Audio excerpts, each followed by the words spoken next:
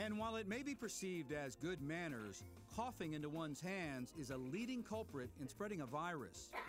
Coughing on your hands leads to germs on everything that you touch, from doorknobs to telephones to other people's hands. To control the spread of germs, we must learn a new way to cough. People should cough into their sleeve. They cough like this, okay? Because you don't open the door, you don't shake anybody's shoulder, so we're trying to retrain people, rather than to cough like this or cough like this, to cough actually into their elbow. The idea, of course, is to minimize the spread of germs. The bottom line, keep your hands as clean as possible before they go near your eyes, nose, mouth, or someone else. Of course, even with the best practices in hygiene, people will get sick, and a lot of them. And with our hospitals and medical personnel on overload, many of us will be forced to care for sick friends and family members at home.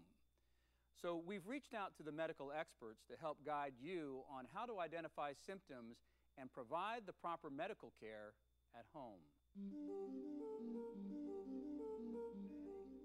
The signs and symptoms of a pandemic are not too uncommon than what you would see in seasonal influenza. You know, lethargy, you may see some vomiting, some diarrhea, running a fever, cough, respiratory congestion. Because the flu is a virus, there is no antibiotic. But there are things you can do to make the patient more comfortable. The most important thing is to monitor their fluid intake. Well, usually with flu, you're running a fever, and that's going to deplete your body real quick of fluids. You want to keep hydrating, and it's as simple as with water. You don't want a caffeine product because that's going to make them urinate more and put them back into the cycle of making them even more dehydrated. So water or fluids as often as they can tolerate. It's important to remember that fever is a natural part of the body's function as it battles the virus. Over-the-counter medications should bring a normal fever down, but continue to take the patient's temperature. As far as the use of thermometers, really, whatever thermometer you're comfortable with is fine.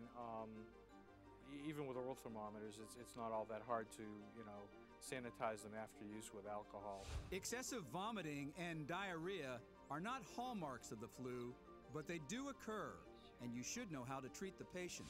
There are simple things you can do. First of all, you want to ease the stomach enough so that it's not. You don't want to put food in to have food vomit. You want to go with clear liquids, things like a very mild tea or water, something like that. If you need to give them something for anti-vomiting, the typical over-the-counters would probably be appropriate, nothing stronger than that. Again, excessive diarrhea is not a major part of it, but it can happen. And again, over-the-counter medications for diarrhea, and again, the big thing is fluids then, even more so. And that's when you might want to consider fluid with an electrolyte in it. But hydration is the big thing. Dehydration is a very real threat with the flu. Look for warning signs like parched lips and skin that lacks elasticity. Continue to offer drinks to the sick person. If they're unable to drink, try ice chips. That's the best thing that you can do for in-home treatment, other than keeping yourself from contracting the influenza. Once you have that, then you need to make sure that you maintain hydration. Water is the best thing that you can really do. Of course, caring for the sick is only part of the challenge. The caregiver must also take steps to keep themselves and anyone else in the house as healthy as possible.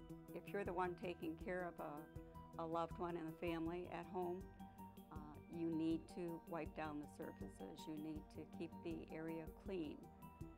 It's them coughing, sneezing, that's putting the germs into the air, and you as the caretaker can't afford to get sick, so we want you to wipe down those surfaces as well as you can.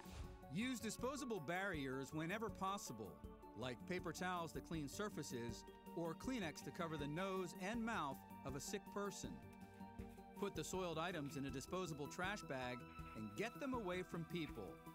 If possible, keep the ill member of the family in one part of the house. And So if you have family members that contract an illness and the rest of your family as well and have not yet contracted that illness, you certainly want to isolate them to an area in your house that you can contain, keep the door closed, minimize visits, wear a mask going in and out of the room, proper hand hygiene upon entering and exiting. Taking care of an influenza patient at home can be as easy as keeping them hydrated, comfortable, and relaxed. I'm going to do everything that Mom taught us to do, is tender, loving care. It's making sure that that patient gets rest, as well as myself is getting the proper rest, because I can't afford to become sick if I have family to take care of either. So it's common things that Mom has told us to do. The chicken soup works, the hand washing works, and the proper rest and nutrition. It really does work. Now, as we've mentioned, no one will be immune during a pandemic. Hospitals will be literally overwhelmed with patients, and to further complicate matters, many doctors and nurses will fall ill with the virus.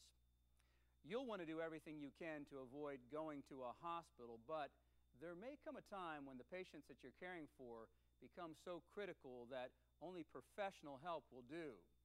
So here are the symptoms and the signs to look for so you can best determine when to seek help.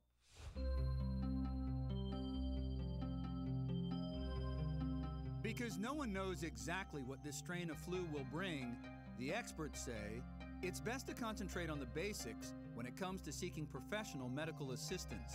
It would be when they can't keep food down, when they can't keep water down, when their symptoms can't be controlled with over-the-counter medications. If the patient can't keep fluids down or has no interest in taking them at all, the threat of dehydration is very real, and you should seek additional help.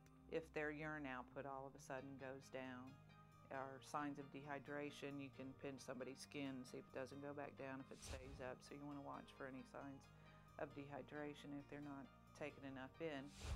And you also want to, again, watch their breathing.